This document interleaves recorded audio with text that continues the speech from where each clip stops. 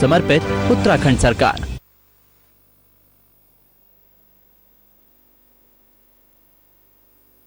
जो जनता का दर्द है उसे आप जनता तक पहुंचाएंगी। जनता को अंधेरे में रख के चुनाव किया जाता है, ये तकाजा बनता जा रहा है। सर देखिए, मेरा बहुत ही सिंपल सा सवाल है।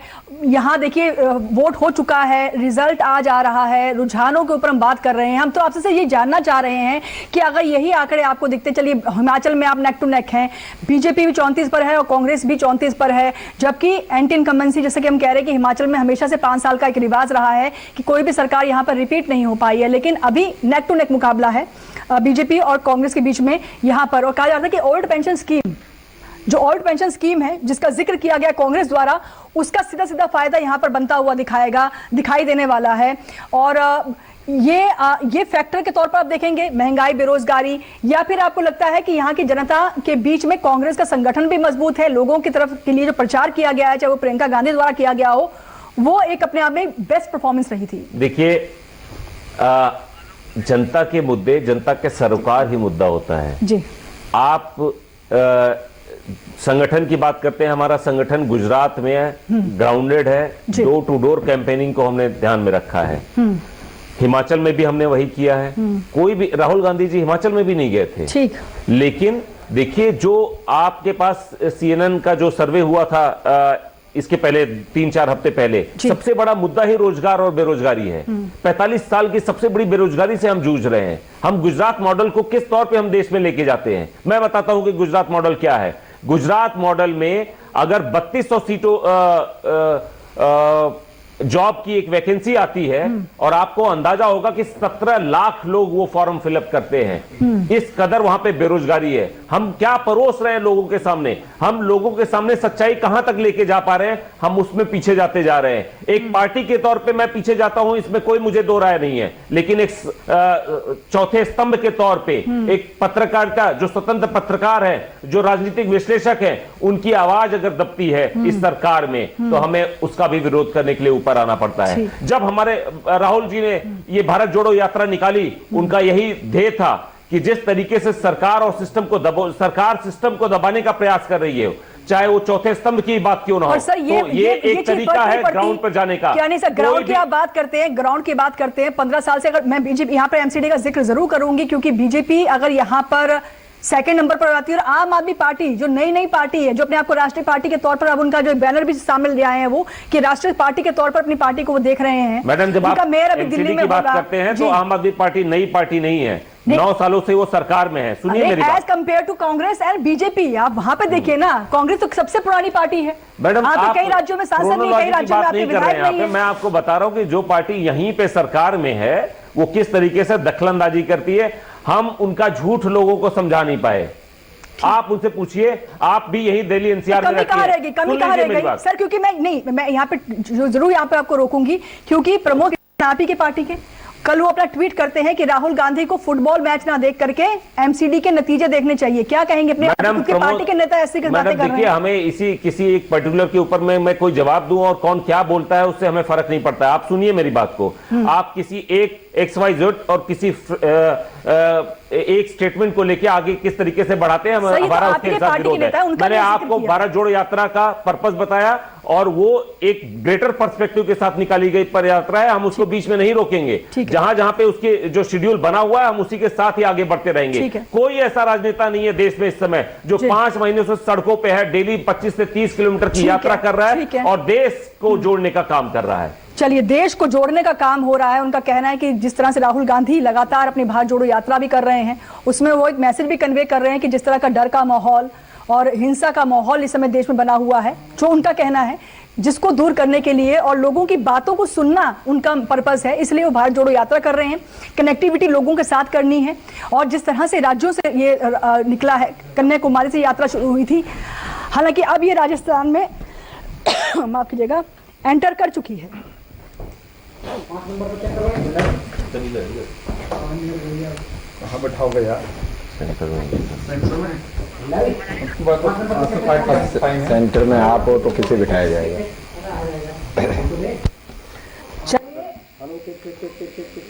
मैं कह रही हूँ, एक तो हमारे पास नाम जुड़ चुके हैं आलोक जी ना, आलोक जी ना, आलोक जी ना। मैम मेरे साथ पत्रकार लगा देना। पत्रकार ही रखना, हेलो चेक 1 2 3 वरिष्ठ पत्रकार। 5 नंबर तक करना भाई। Hello check 1 2 3 4 check check check. Manoj ji BJP प्रवक्ता। Hello hello hello hello hello ठीक है ठीक है। चलिए हमारे साथ हमारे संवाददाता भी न्यूज रूम से जुड़े हुए हैं, आलोक जी। आलोक जी, अभी तक तो जो रुझान देखने को मिल रहे हैं, शुरुआती ट्रेंड में अगर देखें तो बीजेपी गुजरात में अपने आप में ही एक तरफा जीत बनती हुई दिखाई दे रही है। वहीं हिमाचल प्रदेश की बात की जाए तो नेक टू नेक मुकाबला है, कभी 32 कभी 34 इस तरह से हम देख पा रहे हैं, कभी 34-34 हो जा रहा है। अभी तक तो जो एग्जिट पोल देख रहे थे कमोबेश वैसी स्थितियां नजर आ रही हैं। जी बिल्कुल, गुजरात में वैसी ही स्थितियां नजर आ रही हैं और हिमाचल में भी ऐसा ही एग्जिट पोल भी बता रहे थे कि वहां पर कांटे की टक्कर देखने को मिलेगी और कांटे की टक्कर देखने को मिल भी रही है। कभी 1-2 सीटें भारतीय जनता पार्टी आगे हो जाती तो कभी 2 सीटों पर कांग्रेस आगे हो जाती, तो वहां पर बहुत नेक टू नेक फाइट देखने को मिल रही है। और अभी जो हिमाचल की तस्वीर है वो ये कह पाना मुश्किल हो रहा है कि कौन यहाँ पर सरकार बनाने की स्थिति में पहुंचेगा, लेकिन गुजरात की तस्वीर लगभग क्लियर हो चुकी है कि गुजरात में प्रचंड बहुमत के साथ भारतीय जनता पार्टी इस बार सरकार बनाने जा रही है। और वहां पर जो रुझानों के नंबर अगर देखें तो बहुत बड़ा गैप होता चला जा रहा है बीजेपी और कांग्रेस के बीच में। और खास बात यह है कि आम आदमी पार्टी ने जिस उत्साह और जिस उमंग के साथ गुजरात का चुनाव वो कहीं नहीं देखने को मिल रहा है। हालांकि उनका खाता खुल रहा है, ये बड़ी उपलब्धि होगी, लेकिन जिस उत्साह और जिस उमंग के साथ वहां पहुंचे थे आम आदमी पार्टी के बड़े नेता और वहां पर कैंपेन किया था, वो कहीं नहीं नजर आ रहा है। वहां सीमित दायरे में ही आम आदमी पार्टी अपनी बढ़त बना पा रही है, लेकिन फिर वही बात कहूंगा कि उनकी वहां पर पहुंचना और वहां पर खाता खुलना ही एक बड़ी उपलब्धि होगी। और इसके बाद निश्चित रूप से जैसा कि सभी हम सब जानते हैं कि राष्ट्रीय पार्टी का दर्जा भी मिल जाने वाली स्थिति में पहुंच जाएगी आम आदमी पार्टी। और जहां तक हिमाचल की बात है, हिमाचल में दोनों ही पार्टियों ने जोर आजमाई भरपूर की थी और एक वहां का रिवाज रहा है कि 5 साल बाद सत्ता बदलती है। कांग्रेस का सबसे बड़ा जो एक तरीके से पॉजिटिव पॉइंट ये रहा कि रिवाज के तहत उनका नंबर है इस बार, लेकिन भारतीय जनता पार्टी ने वहां पर एक लंबे टाइम से नारा दे रखा था कि राज नहीं रिवाज बदलेंगे, यानी कि दोबारा सत्ता में आएंगे। और भारतीय जनता पार्टी ने इसके लिए पूरी कोशिश भी की, क्योंकि वो भारतीय जनता पार्टी के राष्ट्रीय अध्यक्ष जेपी नड्डा का गृह प्रांत है।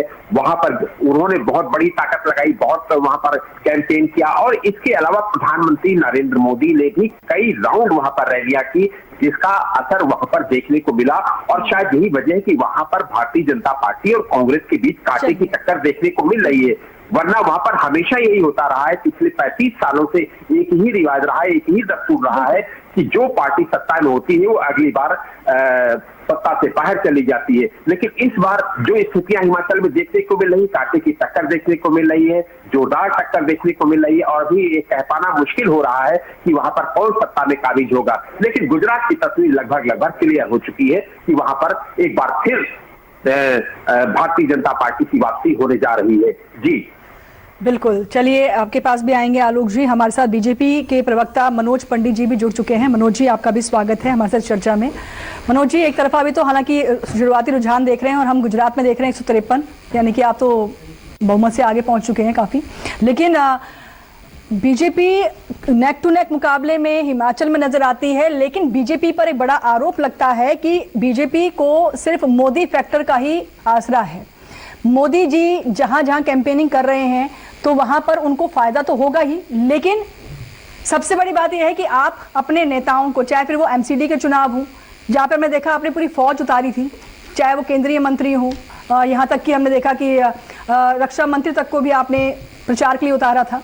हालांकि वहां पर मैं देखा एमसीडी में किस तरह से आम आदमी पार्टी आपको हरा करके, शिकस्त दे करके जीत चुकी है। लेकिन तीनों ही राज्यों की अगर हम बात करें, चलिए एमसीडी में इसलिए जोड़ रहे हैं क्योंकि कल ही उसके नतीजे भी सामने आए हैं। हिमाचल और गुजरात में भी आप ही की सत्ता है अभी तक, लेकिन अब रुझानों में और जिस तरह की अभी तक एग्जिट पोल के नतीजे देखने को मिल रहे थे, कांग्रेस की जो एंट्री है यहाँ पर बनती हुई दिखाई दे रही है। लेकिन जब हम गुजरात की बात करते हैं, गुजरात में बताने के लिए सिर्फ यही है कि प्रधानमंत्री नरेंद्र मोदी है, उनके द्वारा प्रचार प्रसार हो रहा है तो लोग उनके बिना पर वोट दे रहे हैं। लेकिन आपके खुद के जो नेता हैं, चाहे फिर सीएम बार बार बदलना हो, आपने अपने जो कैबिनेट है कई नेताओं को बदल दिया, ये एक आपकी स्ट्रैटेजी के तहत रहा है, तभी आपके लिए ये तस्वीर देखने को मिल रही है हमें। कंचन जी, ये भारतीय जनता पार्टी है, ये कांग्रेस की तरह नहीं है कि मुख्यमंत्री को पूरी पार्टी लगी हुई बदलने में और मुख्यमंत्री नहीं बदला जा रहा है। यहाँ पर जरूरत क्या पड़ी थी कि आपको CM back to back change करने पड़े? जरूरत तो ऐसा है कि जरूरत तो केंद्र नेतृत्व तय करेगा कि कौन मुख्यमंत्री रहेगा कौन नहीं।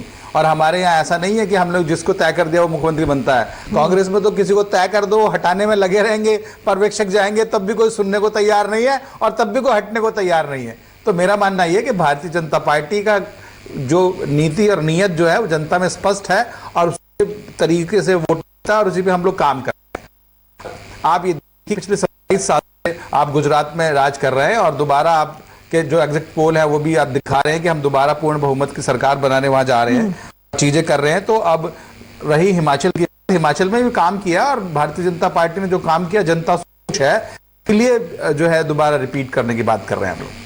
पर यही बार बार सवाल उठ रहा था कि आपकी पार्टी में, बीजेपी में अगर देखा जाए तो प्रधानमंत्री नरेंद्र मोदी ही बड़ा चेहरा है। आप राज्य के मुख्यमंत्री को लोग किस तरह से देख रहे हैं वो बात की बात है, लेकिन मोदी जी जा रहे हैं कैंपेनिंग के लिए, तो फिर जिस एरिया में, चाहे अहमदाबाद में लंबा रोड शो उनके द्वारा किया गया हो, या बार बार आदिवासी जैसे शब्द का 40 बार उनके मुंह से निकलना, और कहा जाता है कि कांग्रेस, चलिए आपके पास भी आएंगे, लेकिन डॉक्टर अनिल जी, कहा आदिवासी बहुल जो आपका अपना खुद का परंपरागत वोट बैंक है, उस पर सेंधमारी की जो पूरी कोशिश थी उसमें भी कहीं ना कहीं इनको कामयाबी रही है।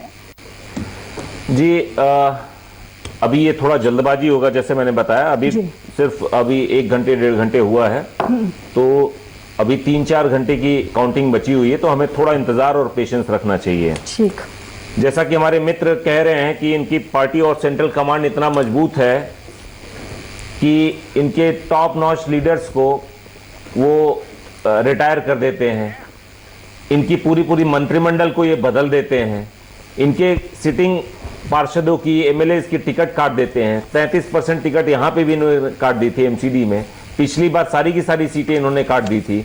ये है इनका रिवाज।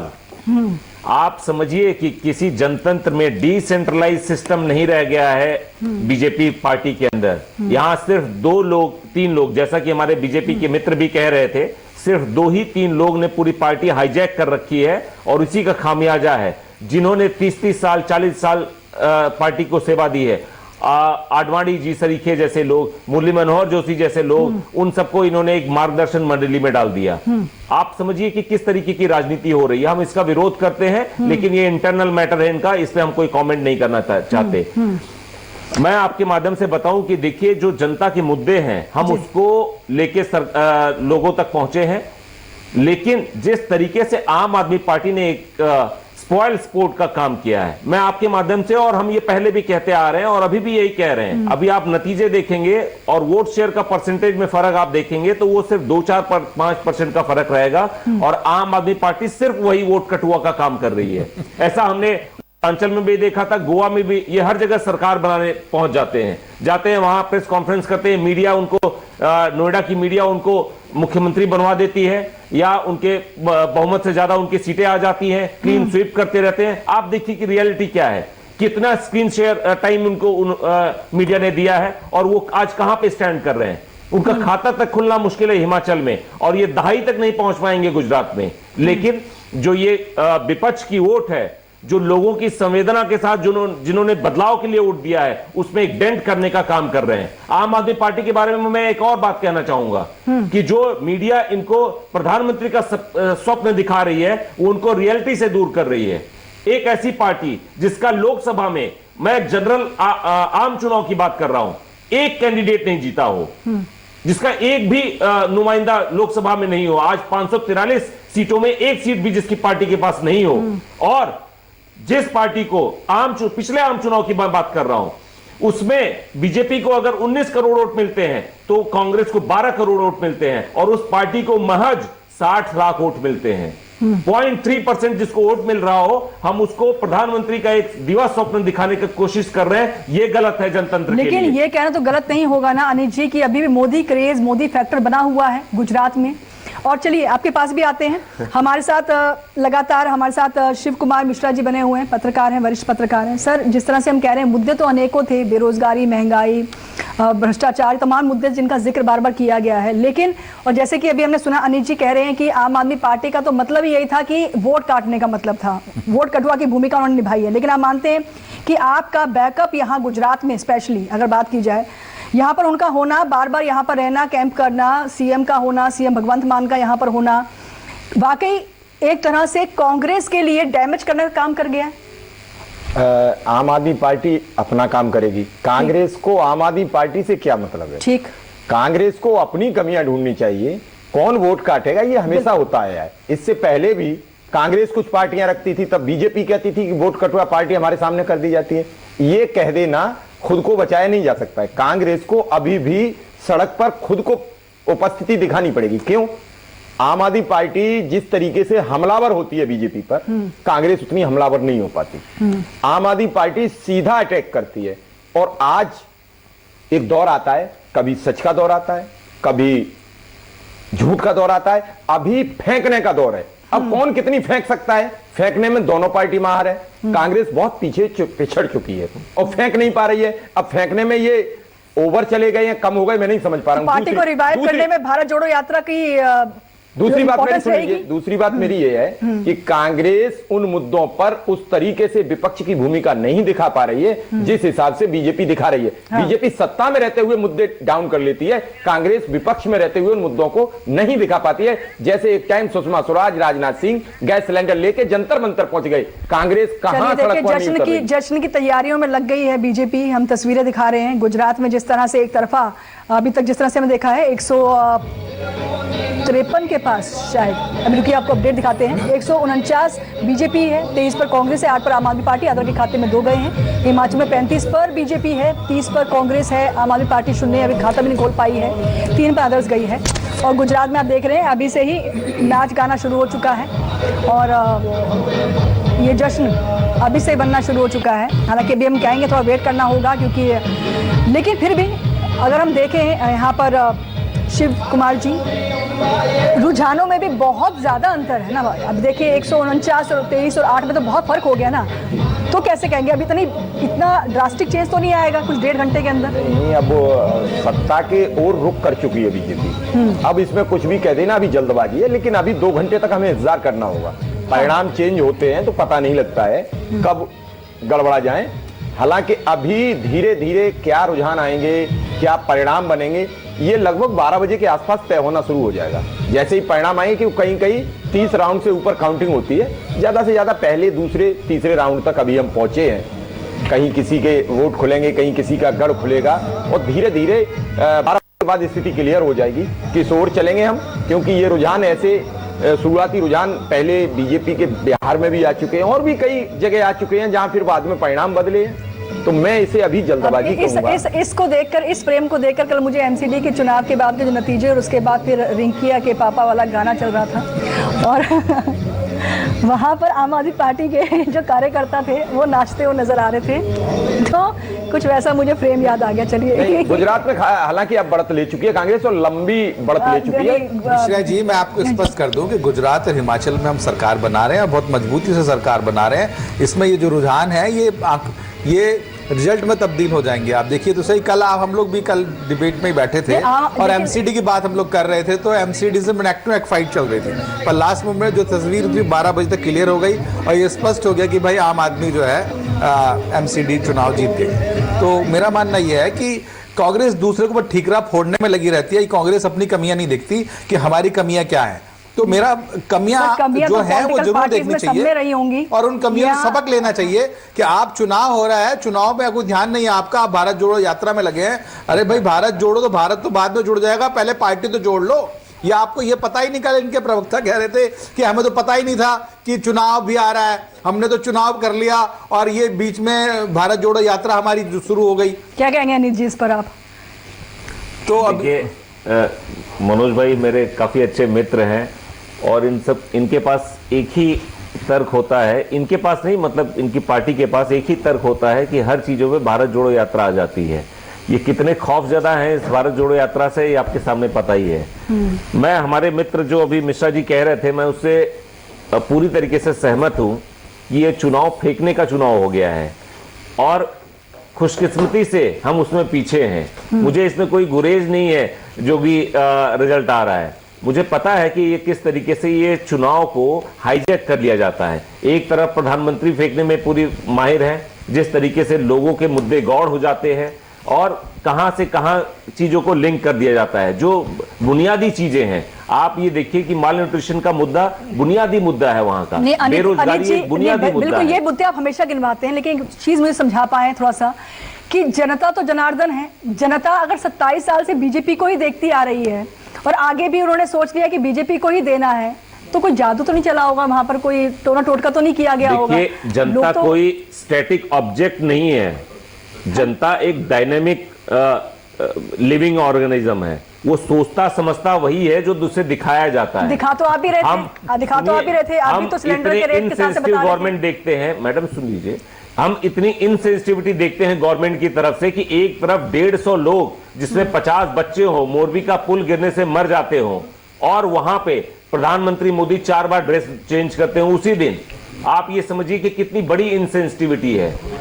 उसके बाद इससे बड़ा काम होता है। प्रधानमंत्री जी मोदी के दौरे पर जाते हैं, 20 करोड़ रुपए का ऑफिशियल खर्चा होता है, जिसमें 5 करोड़ रुपए उनके आवभगत और स्वागत के लिए खर्च होता है और 5.5 करोड़ रुपए 4 लाख के हिसाब से सारे के सारे मृतकों के परिवार को दिए जाते हैं। इससे बड़ी इनसेंसिटिविटी क्या होती है? हमें लोगों को सच दिखाने की हिम्मत रखनी चाहिए। हमें सरकार से सवाल जवाब करना चाहिए। चलिए, रामपुर और साथ साथ मैनपुरी की जो उपचुनाव हुए थे सीटों पर, उस पर आपको बता दें, एक तरफ मैनपुरी पर सीट पर डिंपल यादव 5000 वोटों से आगे चल रही हैं। मैनपुरी में देखें डिंपल आगे चल रही हैं और वहीं पर अगर बात की जाए दूसरी सीट पर तो बीजेपी यानी कि रामपुर पर बीजेपी प्रत्याशी जो है वो आगे चल रहे हैं। हमारे साथ आम आदमी पार्टी के नितेश चौरसिया जी भी जुड़ चुके हैं। सर, आपका भी स्वागत है। चर्चा में आप थोड़ा सा लेट आए हैं, लेकिन आपके जो हम तस्वीर देख रहे हैं हिमाचल और गुजरात में आपकी पार्टी के लिए, क्या हो गया? हिमाचल में तो आप 0 पे रह गए हैं। कोई बात नहीं, अभी रुझान है और कहीं ना कहीं अगर जब आंकड़े आएंगे तो आपको दिखेंगे कि वहाँ भी आम आदमी पार्टी का अच्छा प्रदर्शन करती हुई दिखेगी। और मैं बिल्कुल आश्वस्त हूँ इस चीज़ से। जैसे जैसे समय आगे बढ़ेगा, समय की घड़ी आगे बढ़ेगी, आपको रुझानों में बहुत बड़ा ताकत और काफी एनर्जी आपकी नेताओं में, कार्यकर्ताओं में कल बहुत ज्यादा जोश था। थोड़ा से आपकी जोश, थोड़ा सा एनर्जी थोड़ी हाई दिख नहीं रही है। थकान भी उतरी नहीं है। जो कल इन्होंने जश्न मनाया है, मुझे लगता है उसकी थकान अभी तक भी जो है चौरसिया जी के फेस पे नजर आ रहा है। क्या रुझान आए ना आए, सरकार बननी नहीं है, खाता खुलना ही नहीं है, तो ठीक है, अभी तक जो है चलाएं अपना। क्या लग रहा है आपको गुजरात में? और गुजरात में तो आप कह रहे थे कि यहाँ की जनता ने को हम पढ़ चुके हैं। केजरीवाल तो कह रहे थे कि मैं लिख के देने तैयार हूँ कि हमारी सरकार यहाँ पर आ रही है, नंबर 1 पर हमारी सरकार है। सबसे पीछे आप दिख रहे हैं यहाँ पर। नहीं, आप देखिए ना कि एक तरह से 20% के आसपास हमारी वोट शेयरिंग गुजरात में। आप एक इस चीजों को समझिएगा, जो लगातार 27 साल से कुशासन का दौर चल रहा था, उसमें एक पार्टी मजबूती से की आवाज बन के निकली। लगभग अभी तक के रुझानों में 20% आप देख रही हैं वोट शेयरिंग, जो कि ये लोग हैं, 20% लोग हैं जो गुजरात के, जिन्होंने आम आदमी पार्टी के साथ खड़े होके उसकी बात पे मोहर लगाई कि नहीं, जो बातें हम कर रहे हैं, जो बातें गुजरात में अभी तक किसी ने नहीं उठाई, उस चीजों में वो हमारे साथ खड़े हैं। तो आप ये नहीं कह सकते। देखिए, मजबूती के साथ आम आदमी पार्टी पहली बार चुनाव लड़ी और इतना बड़ा मैंडेट, इतना अच्छा लोगों का समर्थन, ये कहीं ना कहीं बताता है कि आने वाले समय में भारतीय जनता पार्टी गुजरात से, अभी जैसे कल दिल्ली से हमने उसे साफ करा, आने वाले समय में गुजरात। तो आपको लगता है कि जैसा पंजाब में आपने इतिहास रच लिया, ऐसा इतिहास आप यहाँ पर दोनों राज्यों में, हालांकि अभी तो जैसे कि हम कह रहे हैं, आप खुद भी देख रहे हैं, क्या ही बोले, लग रहा है ये दोहरा पाएंगे इतिहास यहाँ पर इन राज्यों में? नहीं, अभी मेरे ख्याल से आंकड़े आने दीजिए, ये बात तभी कहना बहुत जल्दी होगा। थोड़ा सा ठीक है। हमारे साथ शिव कुमार जी भी लगातार बने हुए हैं और काफी इन्होंने ग्राउंड लेवल पर भी लोगों से भी बात की है, पत्रकारिता में माहिर हैं। सर, आपसे थोड़ा सा समझना चाहेंगे, बीजेपी इतनी ज्यादा कॉन्फिडेंट होती है जब वो कहती है कि रिवाज बदलेगा, नड्डा जी को वहां पर बिल्कुल जिम्मेदारी आती, प्रभारी के तौर पर उनका गया, राष्ट्रीय अध्यक्ष के तौर पर हिमाचल से ही वो आते हैं और जिस तरह का दावा करते हैं, देख रहे हैं 34 और 31 हिमाचल में देख पा रहे हैं। एग्जैक्ट फिगर आने में थोड़ा और टाइम लग सकता है, लेकिन बिल्कुल नेक टू नेक ही है। 30 31 इसके हिसाब से देख रहे हैं बार बार आंकड़ों को ऊपर नीचे होते हुए। आप थोड़ा बता पाए ये कॉन्फिडेंस क्या इस लेवल पर यूं भी आ जाता है, क्योंकि इतिहास शायद वाकई इन्होंने रचा है। जब हम बात करते हैं उत्तराखंड की और जब हम बात करते हैं उत्तर प्रदेश की, यहां पर दोबारा सत्ता में आना, इतिहास रखना, क्या ये ओवर कॉन्फिडेंस वहीं से आ रहा है? बीजेपी अभी ये देख रही है किस राज्य में चुनाव में जाना है, उस राज्य के किस चेहरे को किस पद पर बिठाना है, वहां कौन सी जाति का वोट है, जातीय समीकरण, स्थानीय समीकरण और एंटी इनकमेंसी समीकरण, तीनों को जोड़ के अपना उम्मीदवार तय करती है। कम से कम उनके 4 तरीके के सर्वे होते हैं, उन सर्वे के मुताबिक उम्मीदवार उतारते हैं। बीजेपी बहुत सटीक, जो एक टाइम में इंदिरा गांधी जो काम करती थी उसी परिपाटी पर चली है।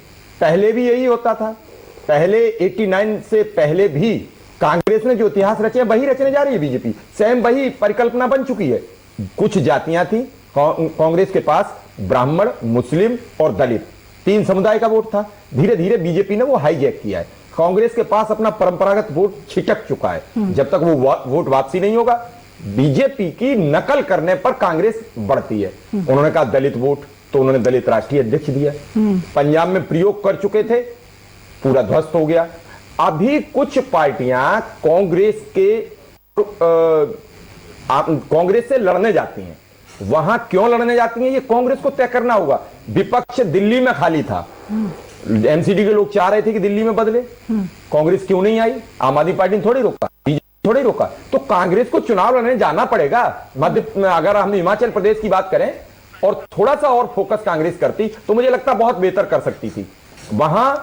चलिए सर, आपको थोड़ा सा रोकना चाहूंगी। हमारे साथ बीजेपी मुख्यालय से सरिता गुप्ता जुड़ चुकी हैं, हमारी संवाददाता हैं। और सरिता, जोश तो वाकई हाई होगा बीजेपी मुख्यालय में, और कह सकते हैं मिठाइयां तो बनी ही होंगी, तो डिस्ट्रीब्यूशन थोड़ी देर में होगा। लेकिन अभी तक जो नतीजे, जो रुझान के हिसाब से हम देख पा रहे हैं, हिमाचल में भी 34 में बीजेपी दिखाई देती है और गुजरात में तो काफी पहुंच चुकी है। किस तरह की तस्वीर आप मुख्यालय से बता पाए हमें? बिल्कुल कंचन, लगातार सुबह से ही यहाँ पर बीजेपी मुख्यालय में, जैसा कि आपने बताया, मिठाइयाँ ही नहीं, यहाँ पर भोज चालू है और लगातार पत्रकारों के लिए या फिर कार्यकर्ताओं के लिए पूरी व्यवस्था की गई है। और अगर हम जोश की बात करें, क्योंकि हिमाचल और गुजरात को लेकर लगातार पहले से ही बहुत ज्यादा बीजेपी जो है अपने आप को समझ रही थी कि हाँ वो विजयी होगी, और जिस तरीके से रुझान आ रहे हैं तो ऐसे में बीजेपी का जोश बढ़ना लाजमी है। और अगर हिमाचल की बात करें, हिमाचल में भी क्योंकि बीजेपी की सरकार थी और गुजरात में भी थी, तो दोबारा से वापसी करना ये थोड़ा सा बीजेपी के लिए बहुत ज्यादा चैलेंजिंग था। और कहीं ना कहीं जो रुझान आ रहे हैं वो ये दर्शा रहे हैं कि दोनों ही जो राज्य हैं वो बीजेपी के पक्ष में जा रहे हैं। लेकिन फिलहाल अभी कहना कुछ भी जल्दबाजी है, लेकिन जो रुझान है वो बीजेपी के पक्ष में है। तो ऐसे में बीजेपी कार्यकर्ताओं का, बीजेपी नेताओं का, प्रवक्ताओं का, सबका जोश हाई है। और लगातार यहाँ पर जिससे भी बातचीत हो रही है तो सबका यही कहना है कि बीजेपी जो है हिमाचल में भी और गुजरात में भी दोनों जगह दोबारा से कमल खिला रही है। बिल्कुल, तो दोनों तरफ कमल खिलेगा, इस तरह की पूरी कयास लग रहा है। क्योंकि गुजरात में तो बार बार कह रहे हैं कि एक तरफा दिखाई दे रहा है, लेकिन अभी हिमाचल में नेक टू नेक मुकाबला भी दिखाई दे रहा है। गांधीनगर से बीजेपी के अल्पेश ठाकुर, जो कांग्रेस का दामन छोड़कर बीजेपी में ज्वाइन हुए थे, वो अपनी सीट पर आगे चल रहे हैं। अमरेली से कांग्रेस के धनेश आगे चल रहे हैं। घाटलोदिया सीट से सीएम भूपेंद्र पटेल आगे चल रहे हैं। आलोक जी, सरिता गुप्ता से बात की, उन्होंने बताया कि बीजेपी मुख्यालय में जोश हाई है, मिठाइयां तैयार हैं, ढोल नगाड़े भी वहां पे बजने बस थोड़ी देर में शुरू हो जाएंगे। अब जी बिल्कुल, भारतीय जनता पार्टी के खेमे में खुशी का माहौल है। और जहां तक हिमाचल की बात है, वहां पर भी वो भारतीय जनता पार्टी कांटे की टक्कर दे रही है। तो ऐसी परिस्थिति में ये कह पाना कि हाँ भारतीय जनता पार्टी हिमाचल को लूज करने जा रही है, तो अभी बिल्कुल गलत होगा। और हिमाचल में भी जो कांटे की टक्कर है, मुझे लगता है कि उसमें भी भारतीय जनता पार्टी को कहीं ना कहीं अभी जैसे जैसे समय बढ़ता जाएगा और मतगणना का क्रम आगे बढ़ता जाएगा, उसमें फायदा होता दिखेगा। और इन सब के बाद भी हिमाचल प्रदेश में ये प्लान भारतीय जनता पार्टी पहले ही कर चुकी कि उनको सरकार बनानी ही है। अगर वहां पर 2-4 नंबर कम भी रहते हैं तो वो निर्दलीयों का सपोर्ट ले सकते हैं वहां पर हिमाचल में। इसके अलावा कांग्रेस के कुछ गुटों पर भी उनकी नजर है कि अगर जरूरत पड़ी तो कांग्रेस के कुछ गुटों को भी वो तोड़ सकते हैं। ये तमाम सारी चीजें पहले ही कांग्रेस के लोगों ने वहां पर जाहिर कर दी थी कि यह भी हो सकता है। कांग्रेस के बड़े नेता हैं एक विक्रमादित्य जी, उन्होंने पहले ही ये कह रखा था कि ये भी हो सकता है भारतीय जनता पार्टी की तरफ से। तो अभी दोनों ही तस्वीरें, आप गुजरात की तस्वीर में तो बिल्कुल क्लियर हो चुका है कि वहां पर भारतीय जनता पार्टी बड़े बहुमत के साथ वापसी कर रही है, लेकिन यहां पर भी ये लग रहा है कि हिमाचल प्रदेश में भी मुझे लगता है कि भारतीय जनता पार्टी कहीं से भी कमजोर नहीं है। हाँ, ये जरूर है कि वर्तमान दौर देखें, वर्तमान रुझान देखें तो यहां पर कांटे की टक्कर दिख रही है, लेकिन उसके बाद भी हम ये कहेंगे कि भारतीय जनता पार्टी का पलड़ा अभी भी हिमाचल प्रदेश में भारी है और कहीं से भी कमजोर नहीं है भारतीय जनता पार्टी हिमाचल की राजनीति में। जी चलिए, कांग्रेस मुख्यालय से मृगांक प्रभाकर हमारे साथ जुड़ चुके हैं। मृगांक, इस समय हम दोनों ही राज्यों का जिक्र कर रहे हैं। 147 पे बीजेपी गुजरात में, 23 पर कांग्रेस है, आम आदमी पार्टी 8 पर है, हिमाचल में 34 और 31 पर कांग्रेस है। और बार बार यही कहा जा रहा था कि कांग्रेस को खोने के लिए तो कुछ नहीं है, पाने के लिए बहुत कुछ है। तीनों ही जगहों पर, एमसीडी में भी नहीं थी कांग्रेस, हिमाचल में भी नहीं थी और यहाँ पर गुजरात में भी नहीं थी। लेकिन अगर कुछ जीत जाती तो कहा जा रहा था कि आम आदमी पार्टी एमसीडी में, हिमाचल में कांग्रेस और गुजरात में बीजेपी, यानी कि सबके हाथ में कुछ ना कुछ आ जाता। लेकिन अभी तस्वीर हिमाचल को लेकर स्पष्ट नहीं हो पा रही है। वहां मुख्यालय से कुछ बता पाए, किस तरह की तस्वीर देख पा रहे हैं? देखिए, जो हिमाचल के जो आंकड़े हमारे पास आ रहे हैं, जो कांग्रेस मुख्यालय पे आंकड़े आ रहे हैं, उसके मुताबिक लगभग 37 सीटें कांग्रेस बढ़त है और 28 सीटों पे भारतीय जनता पार्टी को बढ़त है। और ये रीजनल इनपुट्स यहाँ पर पहुंच रहे हैं। हालांकि यहाँ पर जो स्थिति बनी हुई है, अभी यहाँ कोई बड़ा नेता आया नहीं है कांग्रेस का और सभी यहाँ पे इसी असमंजस की स्थिति में रहे हैं कि सेलिब्रेट होगा गुजरात का, सेलिब्रेट होगा हिमाचल का, या गुजरात में जिस तरह से पार्टी ने खराब प्रदर्शन किया है उसका नया मातम बनेगा। क्योंकि अभी तो यहाँ जो है किसी भी बड़े नेता की आवाजाही शुरू भी नहीं हुई है और मुझे लग रहा है सबको वेट एंड वॉच का है कि हिमाचल का रिजल्ट देख लिया जाए कि हिमाचल में क्या स्थिति बनती है। लेकिन ये तय बात है, अगर भारतीय जनता पार्टी 30 से ऊपर आंकड़ा गुजरात में लेती है और हिमाचल में लेती है तो निश्चित रूप से सरकार वो बनाने के उसमें आ जाएंगे। क्योंकि 4 जो अन्य हैं वो निश्चित रूप से जो है भारतीय जनता पार्टी के साथ जा सकते हैं और जो है ये कुल मिलाकर सरकार लगभग जो है भारतीय जनता पार्टी दोबारा ठोक सकती है। लेकिन सरकार वो आंकड़ा नहीं दिखाई दे रहा जिस आंकड़े को कहा जा रहा था कि एक बहुत अच्छा परफॉर्मेंस भारतीय जनता पार्टी करेगी और वापसी यहाँ पे मजबूती तरीके से करेगी। वो मुझे लगता है कि स्थिति नहीं बनेगी। मुझे लग रहा है कि यहाँ पे लगभग 10:30-11 बजे तक का इंतजार करना पड़ेगा, क्योंकि अभी 2-3-4 राउंड ही हुए हैं और 4 राउंड के बाद 5 राउंड जैसे ही शुरू होंगे लगभग 10-10 राउंड तक काउंटिंग होगी हिमाचल, क्योंकि छोटी कॉन्स्टिट्यूएंसी है, 60 से 65 हजार की कॉन्स्टिट्यूएंसी है। तो मुझे लगता है कि चलिए सर, मैं यहाँ पर रिएक्शन जरूर लेती हूँ फटाफट, क्योंकि हिमाचल और गुजरात लेकर बड़ा ये इस समय मुकाबला चल रहा है। और हिमाचल को लेकर थोड़ा सा ले लेते हैं, क्योंकि हिमाचल में इस समय हम देख रहे हैं बहुत ही नेक टू नेक फाइट है। हिमाचल में कांग्रेस और बीजेपी बिल्कुल आसपास ही दिखाई दे रही है। अदर्स पर जरूर नजर होगी। डॉक्टर अनिल जी, अगर जरूरत पड़ती है तो फिर अदर का साथ पहले खींचने की तैयारी में रहेंगे, क्योंकि 35 का आंकड़ा चाहिए होता है बहुमत के लिए, और वहां पर अगर बीजेपी ने पहले से सेंधमारी शुरू कर दी तो फिर मुश्किल हो जाएगा, हिमाचल भी हाथ से जाएगा। देखिए, ये मैं थोड़ा हमें पेशेंस रखना चाहिए। अभी शुरुआती रुझान है, अभी 2-3 घंटे की जो बाद तस्वीर आएगी वो ज्यादा क्लियर पिक्चर दे पाएगी। उसके बाद हमें स्ट्रेटजी बनाना चाहिए कि क्या करने की जरूरत है। पर अभी हम आश्वस्त हैं कि सरकार हिमाचल में हमारी बन जाएगी। दोनों ही राज्यों में कितनी सीट ले रहे हैं आप? देखिए, जो हमारा आंकड़ा था उस हिसाब से हमें करीब 90 से और 35 से 40 के बीच में हमें हिमाचल प्रदेश में आशा थी। लेकिन अभी हमें बहुत सारे अभी जो मैसेजेस आ रहे हैं, कहीं कहीं 300 वोटों की मारी है, वो सब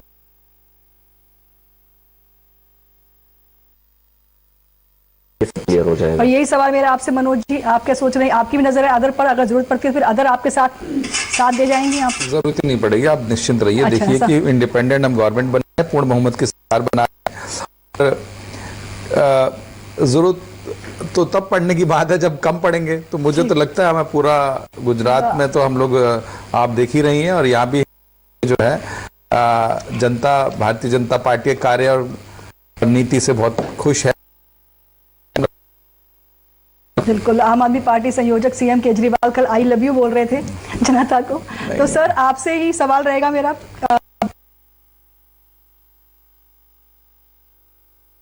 आज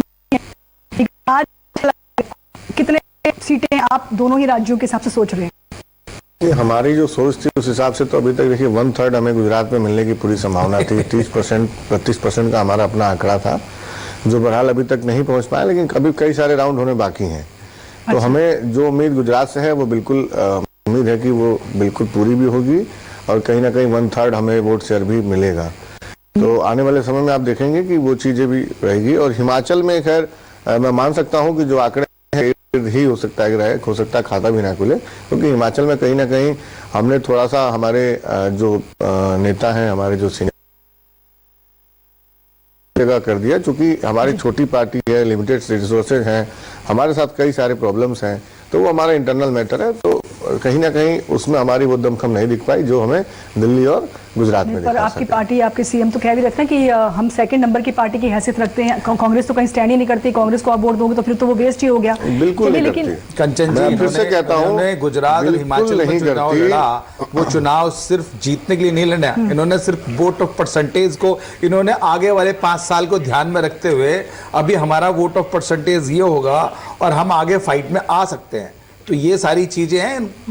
मैं एक चीज आश्वस्त कर दूं कि बीजेपी आज जब 80 के दशक में चुनाव लड़ती थी तो कहीं ना कहीं 0 सीट और कहीं ना कहीं 2 सीट और कहीं ना कहीं एक लास्ट रिएक्शन में उनका भी लेना चाहूंगी। तो मुझे लगता है कि थोड़ा सा इनको ध्यान रखना चाहिए। हम अभी भी सबसे छोटी पार्टी, सबसे कम समय में ग्रोथ करने वाली पार्टी हैं। हमें कोई बहुत ज्यादा सत्ता की लालसा नहीं है। जनता जैसे हमें समर्थन देगी हम ऐसे बिल्कुल। शिव कुमार जी, आपको क्या लगता है किस कौन सी पॉलिटिकल पार्टी कितना सीट ले जाएगी दोनों ही राज्यों में? जल्दी से आपका रिएक्शन। जो अभी रियलिटी है हिमाचल की, वो बहुत कसमकस है। लगभग 36 सीटों पर कांग्रेस आ गई और 32 सीटों पर 28 सीटों पर बीजेपी आ गई। 3-4 का भी रुझान नहीं मिल पा रहा है। 4 मंत्री हिमाचल में पीछे चल रहे हैं।